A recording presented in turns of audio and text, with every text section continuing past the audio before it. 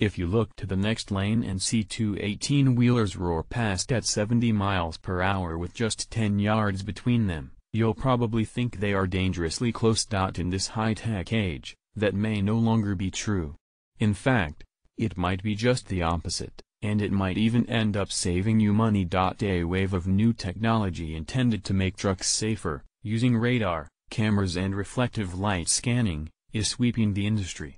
By next year, much of it may be combined to put pairs of trucks on the road at a distance that before would not have been possible or safe. One reason this matters to people who don't drive tractor-trailers is found in the annual crash death numbers from the National Highway Traffic Safety Administration. Of the 4,317 people who died in crashes involving large trucks last year, 72% of them weren't in trucks, but rather passenger cars. An additional 11% were pedestrians, bicyclists, roadway workers or police officers standing beside the highway, according to statistics released this month. Trucks are involved in 11% of fatal crashes, although they make up just 4% of vehicles on the road, according to the Federal Motor Carrier Safety Administration.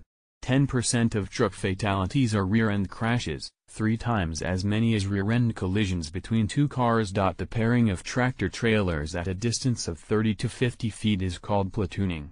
Here's why it's significant, and how it might save you money. Fans of bike racing and NASCAR are acquainted with what it means to get into someone else's slipstream. Whether in spandex or NASCAR fire retardant suits, racers know they can save energy or fuel by tucking close behind another rider or race car. Truckers know that. Trucking companies spent about $90 billion on diesel fuel last year. Firms spend the most paying drivers, but buying diesel often is the second biggest expense, sometimes amounting to 20% of operating costs. A truck tucked in the slipstream of another tractor-trailer can save 10% on fuel.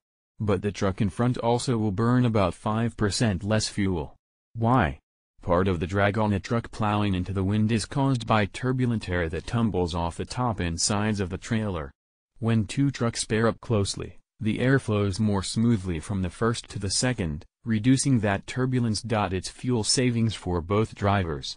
Yes, drivers, self-driving trucks are said to be coming, but for now the prospect of 80,000-pound vehicles hurtling down the highway on their own is somewhere over the horizon.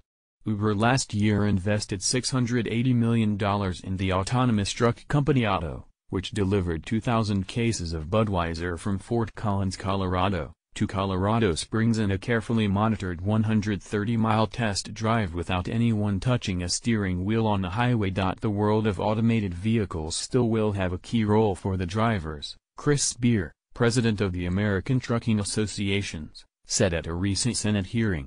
We think drivers are still going to be in the seat. But the role of the driver will evolve. I believe drivers will become more like airline pilots, said Troy Clark, chief executive of the truck manufacturer Navistar, even more trained and skilled than they are today. Safety advocates, however, have several concerns about platooning trucks, said Jonathan Adkins, executive director of the Governor's Highway Safety Association. The chief safety concern for passenger vehicles is how other drivers will react to platoons, Adkins said.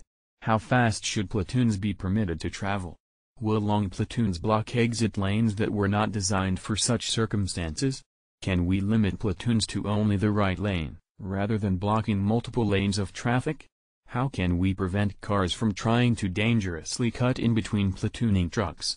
Adkins adds, the good news is that the necessary research is being conducted. Two big trucking companies, Navistar and Daimler, are preparing to put platooning trucks on the road, but an upstart California firm called Peloton, named after the bike racing practice of utilizing the slipstream, says it may leapfrog the big boys to have paired trucks on the road next year. Peloton partnered this year with Omnitrax, a trucking fleet management company.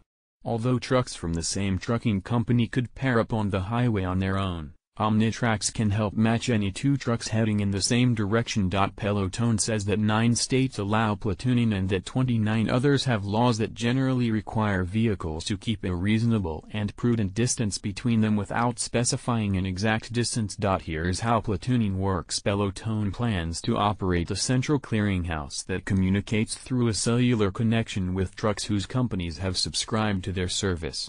Once two trucks are paired, the interaction between the trucks is coordinated over the 5.9 GHz dedicated short RAN.